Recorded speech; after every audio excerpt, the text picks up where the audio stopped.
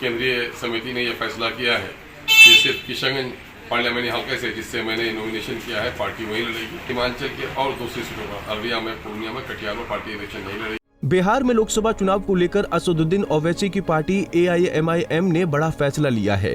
AIMIM के प्रदेश अध्यक्ष अख्तरुल इमाम ने कहा कि किशनगंज लोकसभा सीट को छोड़कर सीमांचल के सभी सीटों पर हमारी पार्टी के शीर्ष नेतृत्व ने चुनाव नहीं लड़ने का फैसला लिया है। वहीं अख्तरुल इमाम ने ये भी कहा कि चौथे और पांचवें चरण को लेकर पार्टी ने अभी कोई निर्णय नहीं लिया है। जो भी फैसला होगा हम मीडिया के माध्यम से लोगों को सूचित कर देंगे।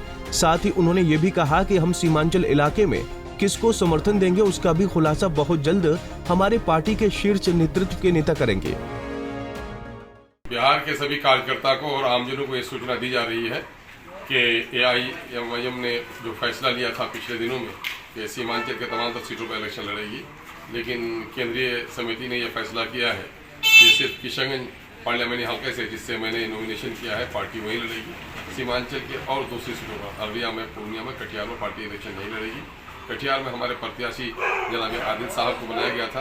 आदिल साहब को क्योंकि किशनगंज के पार्लियामेंटी इलेक्शन का इलेक्शन एजेंट बनाया गया है, इसलिए पार्टी ने उनसे आग्रह की है कि इस इलेक्शन में वो रुक जाएं।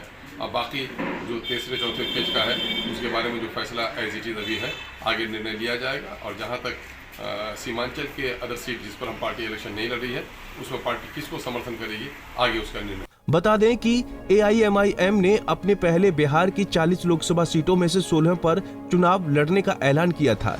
सुनिए अख्तरुल इमाम का ये बयान। हमने 16 सीटों का ऐलान किया है। एक का प्रत्याशी हम लोगों ने घोषित नहीं किया है, चूंकि मामला गया का था। अभी इसका हम लोग को करना था, वहां पर कुछ मामला जो रिपोर्ट वहां पर गई है उस रिपोर्ट पर हम लोग के नेता ने रोक दिया है। वहां के ऑब्जर्वर आ रहे हैं 1-2 दिन में, उसके बाद हमारा दूसरे तीसरे चौथे पर पांचवें मरहले का फैसला होगा।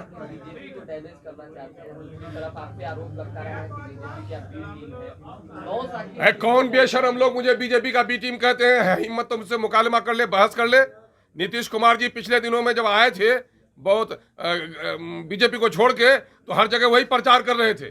कुछ हमारे धार्मिक गुरुओं को लेकर बैठ के भी उसने बंद कमरे में मीटिंग की। साहब सबसे खतरनाक तो ये हैदराबाद वाली पार्टी है। गए थे समाधान यात्रा में पूर्णिया, समाधान तो कुछ नहीं किया नहीं समस्याओं का। वहां पर भी वही कहा कि बीजेपी की बी टीम है।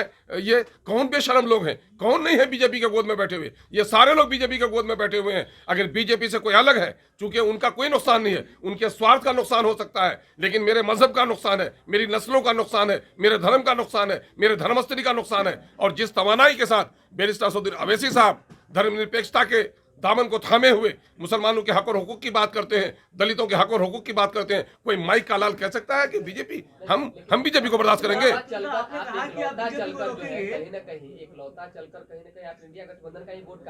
भाई बपौती है किसी की वोट, बपौती है किसी की वोट। मैं जब 5 जीत के आया था तो किसका कट के आया था? मैं जब 5 जीत के आया था कहाँ जीता? कौन था वहां पर?